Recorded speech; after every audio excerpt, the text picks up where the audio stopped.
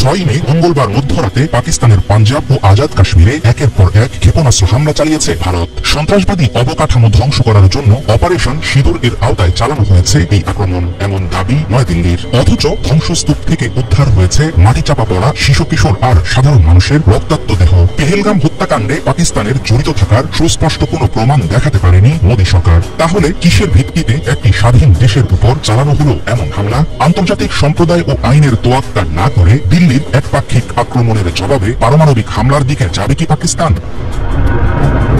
ভারতের পক্ষ থেকে 9টি স্থানে ক্ষেপণাস্ত্র আক্রমণের কথা বলা হলেও পাকিস্তানের দাবি আক্রান্ত হয়েছে 6টি স্থানের 24টি স্থাপনা। যে জায়গাগুলোতে হামলা হয়েছে তার মধ্যে সবচেয়ে প্রাণঘাতী ছিল আহমদপুর শকিয়া, যেখানে একটি মসজিদ কম্পাউন্ডে ক্ষেপণাস্ত্রের আঘাতে 5 জন নিহত হয়। এদের মধ্যে ছিল মাত্র 3 বছর বয়সী এক শিশু। অন্য স্থানগুলো হল পাঞ্জাব প্রদেশের মুরিদকে, শিয়ালকোটের পার্শ্ববর্তী এক গ্রাম এবং শাকরগড়। একই সাথে আজাদ কাশ্মীরের রাজধানী মুজাফফরাবাদ ও কোটলি এলাকায় ধ্বংস হয় আরও 2টি মসজিদ। বিশ্লেষকরা বলছেন, নিহতের তালিকায় শিশু কিশোর ও সাধারণ গ্রামবাসী থাকার ফলে বিশ্বাসযোগ্যতা হারিয়েছে গোয়েন্দা তথ্যের ভিত্তিতে শুধুমাত্র সন্ত্রাসী ঘাঁটিতে হামলার ভারতীয় দাবি।